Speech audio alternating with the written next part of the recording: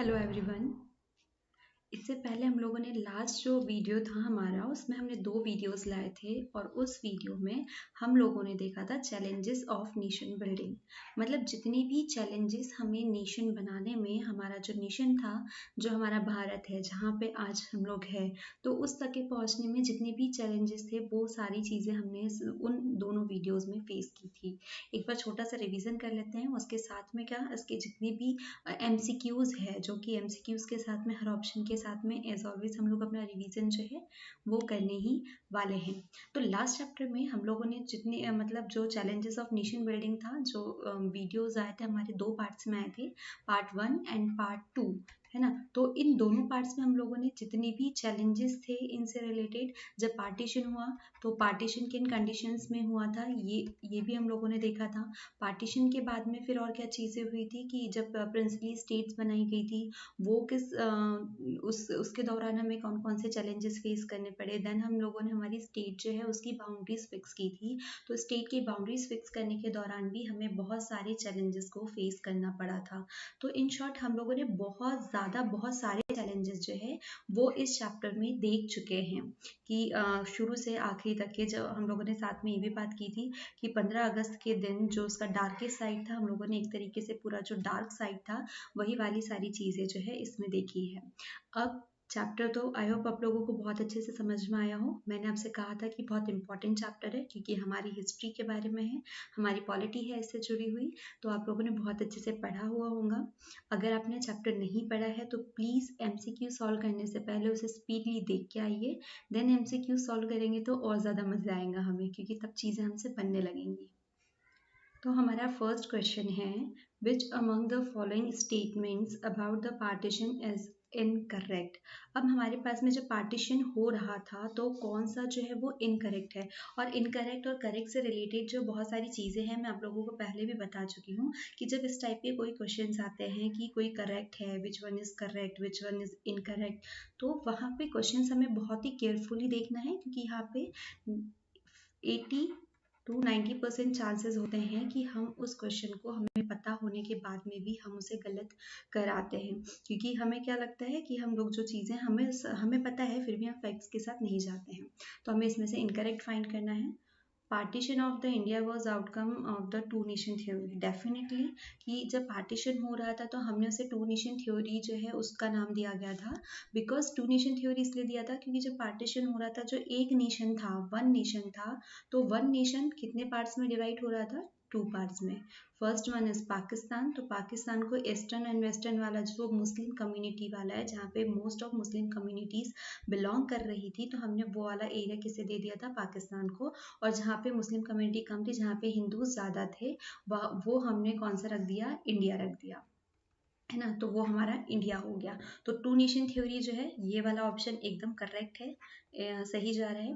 The next one is Punjab and Bengal were the two province divided on the basis of religion. Definitely हम लोगों ने वहाँ पे एक चीज़ देखी थी कि पंजाब या बंगाल में तो हम लोगों ने क्या देखा था कि मोस्ट ऑफ जो कम्युनिटी है, मुस्लिम कम्युनिटी है, वो ईस्टर्न और वेस्टर्न जो इंडिया है वहाँ से बिलोंग करती थी। लेकिन कुछ ऐसे एरियाज थे जैसे जो पंजाब था और बंगाल था कि यहाँ पे दोनों ही रिलीजन्स के बेसिस पे इसको डिवाइड किया गया था। मतलब बहुत ज़्यादा थे। तो इन लोगों को हमने एक बात पढ़ी थी ना कि इन लोगों को पता भी नहीं चला था जब 14 और 15 अगस्त की रात में जब आज़ाद हो रहा था भारत, है ना, जब भारत को आज़ादी मिल रही थी, जब विभाजित हो रहा था, पार्टीशन हो रहा था, तो ये किस कंट्री के जो है पार्ट है, इन्हें नहीं पता था ये चीज़ें। तो ये वाला जो ऑप्शन है ये भी हमारा करेक्ट है। East Pakistan and west Pakistan और नॉट कंटीजियस, ये भी था कि ये साथ में ईस्ट और पाकिस्तान और वेस्ट जो है वो साथ में नहीं था। The scheme of partition include a plan for the transfer of population across the border. No, जो पार्टीशन है उसका क्या था, उसमें ये प्लान इंक्लूड बिल्कुल नहीं था कि जो पॉपुलेशन है वो बॉर्डर को क्रॉस करे। क्योंकि जब बॉर्डर क्रॉस वाला जो सिस्टम चल रहा था तभी हमने देखा था जो सबसे डार्केस्ट साइड जैसे बोलते हैं कि शांति से पार्टीशन हो जाता तो वो चीज़ बहुत हद तक के सही होती, क्योंकि शांति से नहीं हुआ था, यहाँ पे बहुत ज़्यादा खून खराबा भी हुआ था। क्यों हुआ था, क्योंकि यहाँ पे क्या हो रही थी कि बॉर्डर को क्रॉस करके लोग जो है आ जा रहे थे और बॉर्डर के वहीं पे बहुत ज़्यादा दंगे भी हो रहे थे। तो हमारे यहाँ पे आंसर कौन सा होने वाला है, डी। ये इसका पार्ट नहीं था, तो आवर आंसर इज डी। चलिए अब हम नेक्स्ट क्वेश्चन पे जाते हैं। व्हेन इंडिया गॉट इंडिपेंडेंस, ये वाला जो क्वेश्चन का आंसर है, आई डोंट थिंक कि मुझे ऐसे बताना चाहिए, क्योंकि हर किसी को पता है, हम शुरू से इस चैप्टर को पढ़ते भी आ रहे हैं, है ना। मतलब अभी तो हमने कल से इस चैप्टर को पढ़ना ही शुरू किया है, बट इसके पहले अभी तक के हम इस चीज़ को जानते ही है, बच्चा बच्चा भी जानता है। तो next question is the main reason of India's partition. अब इंडिया का पार्टीशन हुआ था, उसके मेन रीजंस कौन कौन से है, अब हमें वो देखना है। अमेंडमेंट एटीट्यूड ऑफ जिन्ना, जिन्ना का अमेंडमेंट था ही था। कम्युनल ओके रीट्स एंड डिसऑर्डर्स, ये भी था। फेलियर ऑफ अंतरिम गवर्नमेंट, जो अंतरिम गवर्नमेंट थी वो फेल हो जाना भी इसका एक रीजन था। और हाँ, तो ये सारे ही है, तो हमारा आंसर होगा all of these. Okay wait, next one is okay, what were the consequences of the partition of India in 1947। अब 1947 में जब इंडिया का पार्टीशन हो जाता है, तो हमने वहीं पे वो चीज़ देखी थी कि जब पार्टीशन होता है तो उस वक्त इतने गंदे हालात हो जाते हैं कि गांधी जी तो स्वतंत्रता का जो जश्न होता है उसे सेलिब्रेट ही नहीं कर पाते, है ना। जब 1997 में सेम डे में हमें क्या मिली थी, आज़ादी भी मिली थी, हम इंडिपेंडेंट भी हुए थे, बट ये हमने सेलिब्रेट नहीं किया था। ये कुछ ही एरियाज में इसे सेलिब्रेट किया गया था, क्योंकि जो पार्टीशन हुआ था 1947 में, उसके बहुत ज़्यादा दुष्परिणाम देखने को मिले थे। और वो दुष्परिणाम कौन कौन से थे, देखो, ट्रांसफ़र ऑफ पॉपुलेशन जो है ये एक जगह से दूसरी जगह ट्रांसफ़र हो रही थी, क्योंकि पाकिस्तान के जो हिंदूज थे वहाँ पे जो हिंदू कम्युनिटी, जो मुस्लिम कम्युनिटी थी, वो इन्हें वहाँ से भगा रही थी, और हमारे यहाँ पे जो मुस्लिम कम्युनिटी थी उसे यहाँ के हिंदू लोग जो है, वो जो कट्टर एकदम हिंदू वाले होते हैं, तो वो लोग इसे भगा रहे थे। तो ये तो देन रिफ्यूजीज प्रॉब्लम, बहुत सारी प्रॉब्लम तो क्रिएट हुई ही थी, रिफ्यूजीज से रिलेटेड प्रॉब्लम्स थी। प्रॉब्लम ऑफ माइनॉरिटीज, अब माइनॉरिटीज के लिए बहुत ज़्यादा प्रॉब्लम हो गई थी। जो बड़े बड़े लोग थे वो तो जैसे तैसे बच भी रहे थे, ऑलमोस्ट सभी लोग इसमें पिसाए थे, लेकिन सबसे ज़्यादा जो है माइनॉरिटीज जो है वो पिसा गई थी, अल्पसंख्यक दोनों ही एरियाज की, जो दोनों ही बॉर्डर, ऐसा नहीं कि किसी एक कम्युनिटी के हुए, दोनों ही कम्युनिटी की मिनॉरिटीज जो है वो दोनों ही इसमें पिस गई थी। तो हमारा आंसर जो होगा वो सारे ही है। ये सारी प्रॉब्लम्स जो है आफ्टर पार्टीशन जो है जब हुआ था, तब ये सारी चीज़ें हमें फेस करनी पड़ी थी। The first home minister of independent India was. अब देखो, फर्स्ट होम मिनिस्टर जो है वो हम लोगों को तो पता होना चाहिए। कल हम लोगों ने एक ही, मतलब दो लोगों के बारे में पढ़ा था हमारे चैप्टर में। कौन, फर्स्ट गांधी जी और दूसरे पटेल जी, जिन्हें हम आयरन मैन कहते हैं, एक महात्मा गांधी और एक पटेल। इन दोनों के बारे में हमने हमारे चैप्टर में पढ़ा था कि गांधी जी जो है इनका क्या रोल रहा था जो पार्टीशन हुआ था उस केस में। लेकिन हाँ, जो इंडिपेंडेंट वो है, इंडिपेंडेंट इंडिया है, तो उसमें इंडिपेंडेंट इंडिया के बारे में बात कर रहे हैं। तो यहाँ पे गांधी जी ने क्या किया था, पार्टीशन को रोकने के लिए काम कर रहे थे। लेकिन पटेल क्या करते हैं कि जो प्रिंसली स्टेट्स होती है, जितनी भी स्टेट्स है, तो उन्हें जो रियासतें थी उनके राजा महाराजाओं को मनाने के लिए क्या किया था, इन्होंने सबसे ज़्यादा एफर्ट्स लगाए थे। और इन्हीं के जो एफर्ट्स का रिजल्ट था कि जितनी भी प्रिंसली जो स्टेट्स थी वो हमारे भारत में इंक्लूड होने के लिए, ऐड होने के लिए मान गई थी। तो हमारा आंसर क्या होगा, सरदार वल्लभ भाई पटेल। तो ये हमारे फर्स्ट होम मिनिस्टर थे। उसके बाद में ये हमारे सब प्राइम मिनिस्टर भी रह चुके हैं। और इसी के क्वेश्चन पे मैंने इन्हीं के ऊपर आपको एक होमवर्क दिया था पटेल जी के बारे में, जो रिसेंट जो भी चीज़ें हुई है उसे पता करने के लिए। देन नेक्स्ट है द स्टेट क्रिएटेड इन 1961। देखिए, जब हम लोग हमारे स्टेट क्रिएट कर रहे थे, तब मैंने आपसे बहुत मतलब एक इम्पॉर्टेंट फैक्ट बताया था कि जितनी भी स्टेट्स है जब भी क्रिएट हुई है, तो उसे ध्यान, हम जो उसके जो ईयर्स है वो मोस्ट इम्पॉर्टेंट है, वो याद रखना है, क्योंकि ये ईयर्स जो है वो कहीं ना कहीं पूछे जाते हैं और रिपीटेड ही होते हैं। हर स्टेट जो है वो पूछी जाती है। तो हमारे पास में जो स्टेट्स बन रही थी, तो उस दौरान क्या होता है, 1960 में कौन सी स्टेट बनती है, तो 1916 में क्या होता है कि यहाँ पे जो गुजरात है, गुजरात एंड महाराष्ट्र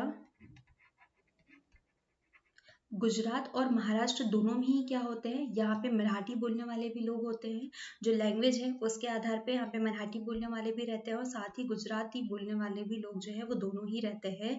क्योंकि अब आंध्र प्रदेश में क्या हुआ था, आंध्र प्रदेश में हमने क्या किया था, ऑन बिहाफ ऑफ लैंग्वेज जो है हमने जो पार्टीशन है उसको एग्री कर दिया था, हमारा राज्य पुनर्गठन आयोग बन चुका था, स्टेट रीऑर्गेनाइजेशन जो कमीशन है वो बन चुका था। तो फर्स्ट जो है वो आंध्र बना था, और ये क्वेश्चन जो है इम्पॉर्टेंट है कि फर्स्ट स्टेट कौन सी बनी थी, किसके बिहाफ पे, लैंग्वेज के बिहाफ पे। तो फर्स्ट स्टेट जो है वो हमारी आंध्रा बनी थी, किस ईयर में बनी थी, तो ये क्वेश्चन का आंसर आप कमेंट में ज़रूर बताइएगा। तो गुजरात और महाराष्ट्र जो है ये दोनों जो है 1960 में दोनों अलग अलग हो जाती है, पहले ये एक रहती है, सॉरी पहले ये एक साथ में थी, तो अब क्या हुआ 1960 में क्या होता है कि गुजराती अलग हो गए, अपनी गुजराती, और जो दूसरे महाराष्ट्रियन है वो मराठी जो है वो दोनों अलग हो गए। तो हमारा आंसर फर्स्ट ही है। Next question, Amrita Pritam was a prominent poet from. अब अमृता प्रीतम जो है, मैंने इसके साथ में इनका फोटो भी लगाया हुआ था और इनकी बहुत ही अच्छी पोएम भी जो है वो लिखी हुई थी कि अमृता प्रीतम में, सॉरी टू से मैं वो एक्सप्लेन करना वहाँ पे नहीं कर पाई। तो अमृता प्रीतम जो है वो पंजाब की पोइट्री पोइट है, वो एक कवित्री है, कहाँ से, पंजाब की, जो जिन्होंने किसके ड्यूरिंग, जब हमारा इंडिपेंडेंस वाला जो पीरियड चल रहा था उस ड्यूरिंग उन्होंने एक कविता लिखी थी, सॉरी पार्टीशन वाला जो टाइम आया था तब उन्होंने एक पोएम लिखी थी जो कि बहुत ज़्यादा फेमस भी हुई थी। तो ये कहाँ की है, पंजाब की। What was the basis of Indian state reorganization in 1956? अब इंडियन स्टेट रीऑर्गेनाइजेशन 1956 में जो होता है, हमें पता है, हमने अभी जस्ट पढ़ा है कि हमने आंध्रा जो है वो किस बिहाफ पे बनाया था, और कल हम लोगों ने स्टेट्स के बारे में पढ़ा था। तो किस बिहाफ पे बनाया था, देखो रिलीजन तो था ही नहीं, इसके बिहाफ पे तो बना ही नहीं था, कास्ट के बिहाफ पे भी नहीं बना था। जियोग्राफिकल एरिया कब बात आई थी, मतलब ये भी इनडायरेक्टली नहीं है, कब आई थी कि जो भी ब्रिटिशर्स के एरियाज है उसके अकॉर्डिंग उसको ढाल दिया जाए, या जो भी प्रिंसली स्टेट्स है उसके अकॉर्डिंग इसे बना दिया जाए। लेकिन फिर क्या हुआ, अकॉर्डिंग टू टाइम, मतलब समय के साथ में क्या हुआ, ये वाले जो दोनों हैं इन दोनों को कैंसिल कर दिया गया। और फिर क्या हुआ कि जब आंध्रा में क्या होता है, एक लीडर की डेथ हो जाती है, तो फिर एक कमीशन आता है 1952 में, और उसके बाद में लैंग्वेज के बिहाफ पे क्या होता है, हमारे पास में स्टेट जो है वो बनने लगती है, मतलब भाषा के आधार पे हमारे राज्यों का गठन होने लगता है। तो इंडियन स्टेट रीऑर्गेनाइजेशन इन 1956 किस बेस पे होता है, लैंग्वेज के बिहाफ पे। नेक्स्ट क्वेश्चन है, when Gujarat was curved out of Bombay. अभी जस्ट हम लोगों ने अभी जो है ये वाली बात, मतलब एक क्वेश्चन जो है ये भी रिपीट हुआ है कि अभी हम लोगों ने क्या किया, पहले जो गुजरात था वो दोनों साथ में थे, गुजरात, ठीक है, गुजरात किसके साथ में था, गुजरात और महाराष्ट्र दोनों साथ में थे, ठीक है, गुजरात और महाराष्ट्र दोनों साथ में थे। तो 1996 में क्वेश्चन अभी ये पूछा गया था कि ये दोनों जो है वो अलग अलग हो गए थे, तो गुजरात एक बना था, और इससे जो महाराष्ट्र है, महाराष्ट्र वही बॉम्बे वाला जो पार्ट है, उस टाइम में ये बॉम्बे था, तो ये बॉम्बे वाला पार्ट है 1960 में ये इससे अलग हो गया था। तो हमारा आंसर क्या होगा, 1960। The cities that were divided into communal zones during the partition violence were।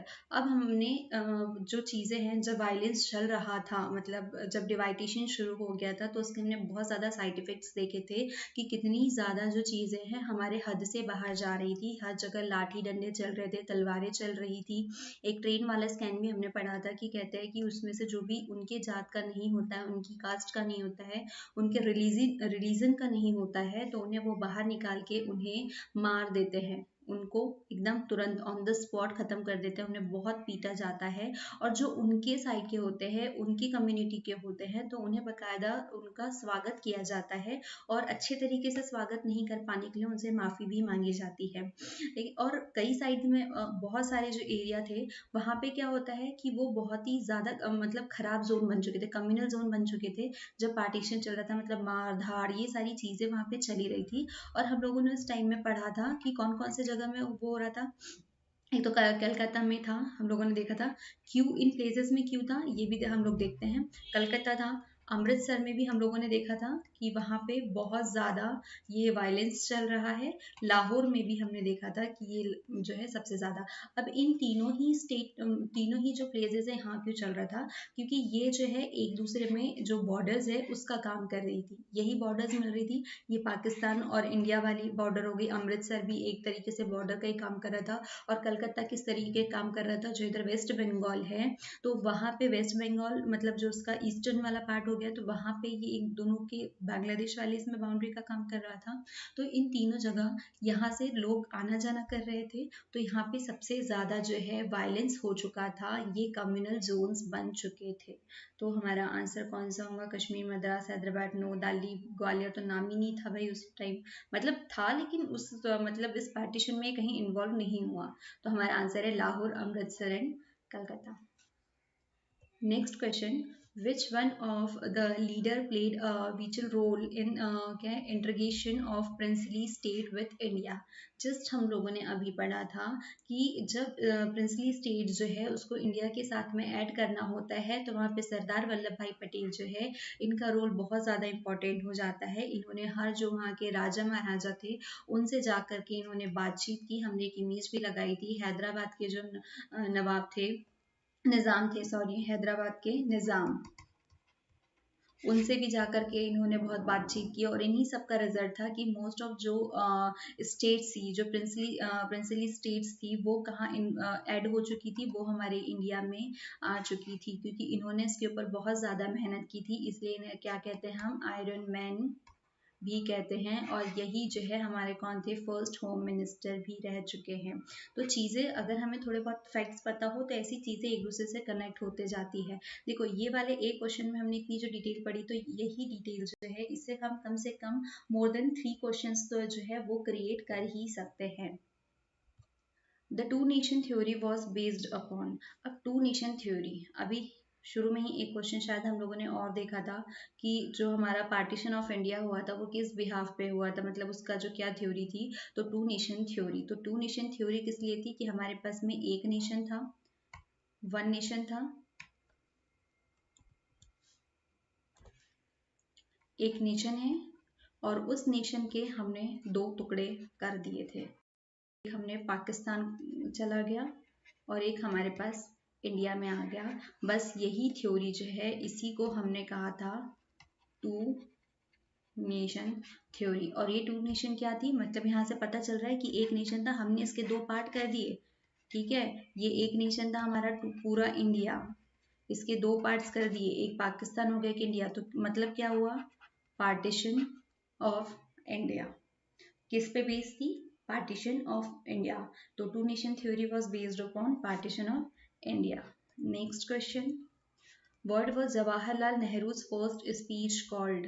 Jawaharlal Nehru की फर्स्ट स्पीच जो है, इसका नाम डिसाइड करने से पहले, देखने से पहले इनके थोड़े से और हम लोग देखते हैं।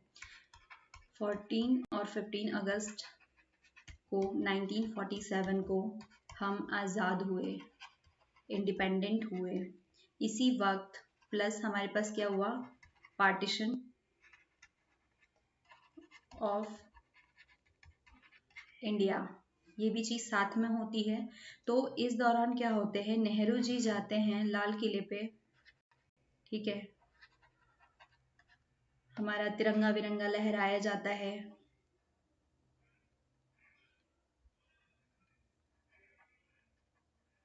That's not okay but okay, तिरंगा लहराया जाता है वहाँ पे। एक ऐतिहासिक स्पीच है, क्योंकि हमें आज़ादी मिली थी। ये बात अलग है कि उसके बाद में हमारे पास में बहुत ज़्यादा पार्टीशन के इफेक्ट शुरू हो गए थे, लेकिन उस जगह जो है ये हमारे लिए बहुत बड़ा दिन था, क्योंकि जिसकी गुलामी हम इतने सालों से सहन करते हुए आ रहे थे, उनसे हम आज़ाद हो चुके थे। तो यहाँ पे नेहरू जी लाल किले पे जा कर के मतलब ऐतिहासिक स्पीच देते हैं। वहाँ पे हज़ारों की तादाद में लोग जो है वो लोग अवेलेबल होते हैं। तो ये दिन भी अपने आप में बहुत ज़्यादा ऐतिहासिक हो जाता है। और उस वक्त इनकी जो स्पीच थी वो थी थ्रिस्टिवस विथ डेस्टिनी। ओके, तो ये वाली जो ऐतिहासिक स्पीच के नाम, जो हिस्टोरिकल स्पीच थी, वो थी tryst with destiny. Next question, when did Mahatma Gandhi die? अब महात्मा गांधी जब खत्म हुए थे, हमने एक स्पेशली एक पोर्शन में इस चीज के बारे में पढ़ा था कि महात्मा गांधी ने 2 बार अनशन किया था। एक बार कब, एक कलकत्ता में इन्होंने अनशन करते हैं,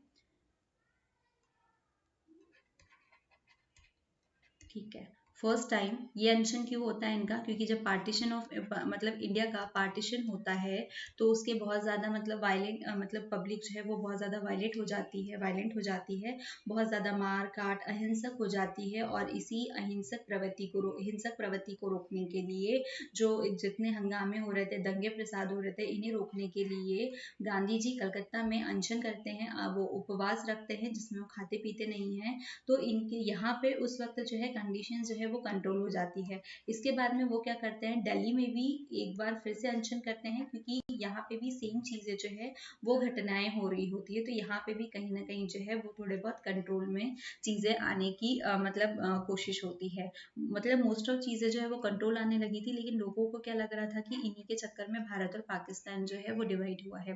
क्योंकि नहीं सॉरी, भारत और पाकिस्तान डिवाइड नहीं हुआ, क्योंकि जो हिंदू लोग हैं वो कह रहे थे कि हाँ हमें हिंदू राष्ट्र चाहिए, और जो मुस्लिम थे, मुस्लिम लीग वाले कह रहे थे हमें एक मुस्लिम राष्ट्र चाहिए, आपस में मतलब कोई समझौता समझौता ना करा जाए। और गांधी जी क्या कह रहे थे इन दोनों को ही, कि साथ मिलकर रहे और अच्छे से मतलब हिंसक प्रवृत्ति जो है वो ना अपनाई जाए। तो इसी में एक आते हैं हिंदू कम्युनिटी के नाथूराम गोडसे, जो 30 जनवरी को 30 जैन 1948, तो इस दिन क्या करते हैं, क्योंकि ये गुस्साए हुए रहते हैं, ये भी एक कट्टर हिंदू है और अपने राष्ट्र के लिए कुछ करना मतलब उन्हें इनकी जो गांधी जी है उनकी जो थ्योरी है, या उनकी जो मतलब जो उनका मकतत्व है वो उन्हें समझ नहीं आता है, और वो उसके अगेंस्ट होते हैं, वो इनके साथ नहीं रहते हैं। तो ये क्या करते हैं, 30 जनवरी 1948 को ये एक भरी सभा में जब उनकी प्रार्थना सभा हो रही होती है, तो उसी दौरान इन्हें शूट कर देते हैं और वहीं पे गांधी जी की डेथ हो जाती है। तो when did Mahatma Gandhi die? 30 Jan 1948. Next question is, what was the first challenge to India while building a nation? देखो, अब जब हम लोगों ने जब चैप्टर शुरू हो रहा था, हमें आज़ादी मिली थी, जस्ट हमें आज़ादी मिली थी, तो हम इंडिपेंडेंट हुए थे, हमारे पास में बहुत ज़्यादा चैलेंजेस थे, हमारे 2 मेन एम चल रहे थे, उसको लेकर के चलना था, और हमारे सामने इतने सारे चैलेंजेस आ गए थे। तो हमारे पास मेन जो है वो 3 चैलेंज हम लोग लेके चल रहे थे। तो वो 3 चैलेंजेस कौन कौन से थे, उसमें से हमें फर्स्ट वन जो है वो देखना है। और जो ड्यूरिंग टू ऑल वीडियो हमने इस चैप्टर में सिर्फ एक ही चैलेंज को एक्सप्लेन किया है, एक ही चैलेंज को समझा है, उसी के बारे में हमने जितनी भी स्टडी की है वो एक ही चैलेंज को लेके की है। तो हमारा पहला चैलेंज था, एक हमें ऐसे नेशन को बिल्ड करना है जिसमें यूनिटी हो, ठीक है। कौन सा चैनल बिल्ड करना है, नेशन बिल्ड करना है जिसमें यूनिटी हो, यूनाइटेड नेशन, हमें एक यूनाइटेड नेशन को बनाना था। ये हमारा सबसे पहला चैलेंज था, क्योंकि हमारे यहाँ पे क्या हो रहा था कि बहुत सारे अलग अलग रिलीजन्स थे, है ना, डिफरेंट टाइप ऑफ रिलीजन्स थे,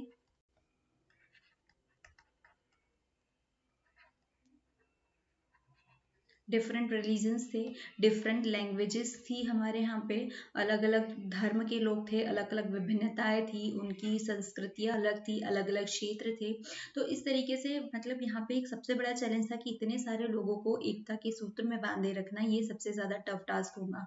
और हमारे पास में क्वेश्चंस भी बहुत सारे ऐसे आ उठे कि क्या हमारा जो ये काम चल रहा है, जो हम चाहते हैं कि इतनी सारी विभिन्नताओं को हम एक साथ में बांध रखें, तो क्या भारत कुछ मतलब बहुत ज़्यादा समय तक के बंधा रहेगा, क्या भारत बहुत दिन तक के कंटिन्यू कर पाएगा अपनी आज़ादी को। तो ये सबसे बड़ा टास्क था, क्योंकि तब ऐसा लग रहा था और बहुत सारे सवाल हुए थे कि इतनी सारी विभिन्नताएं जो है वो एक साथ नहीं रह पाएंगी, इसलिए भारत जो है वो बहुत जल्द टूट जाएगा। लेकिन हमारे इंडिया ने यहाँ पर इसे गलत प्रूफ कर दिया। भारत इतनी विभिन्नताओं वाला देश है और आज भी चल रहा है ना, बहुत अच्छे से अपने आप को रिप्रेजेंट कर रहा है। तो हमारा फर्स्ट जो है चैलेंज था वो था बिल्डिंग अ यूनाइटेड नेशन। अब तक के जितने भी एमसीक्यूज पढ़े हैं, शायद इससे आपका चैप्टर का थोड़ा बहुत रिवीजन हो रहा हो। ये एमसीक्यूज इम्पॉर्टेंट तो है ही है, लेकिन इतने सफिशिएंट नहीं है। हमारा जो चैप्टर है वो पूरा ही बहुत इम्पॉर्टेंट है, जो पूरा चैप्टर है वो हमारा कहीं ना कहीं पूरी तरीके से इम्पोर्टेंट है। ये कुछ क्वेश्चन जो है उसमें से कुछ सिलेक्टेड मतलब टॉपिक जो है उसमें से फॉर एग्जाम्पल क्वेश्चन वाले हैं, लेकिन और कहीं ना कहीं आप देखेंगे तो इससे रिलेटेड हमारे चैप्टर में बहुत सारे एमसीक्यूज बन सकते हैं। तो पूरा ही चैप्टर बहुत इंपॉर्टेंट है, चाहे वो एमसीक्यूज के लिए हो चाहे हमारी लाइफ के लिए हो, क्योंकि मैंने बताया था ये क्योंकि हमारे नेशन से रिलेटेड है तो ये चैप्टर हमें बहुत अच्छे से आना चाहिए। ओके, आपको समझ में आया हो शायद। चलिए, थैंक यू।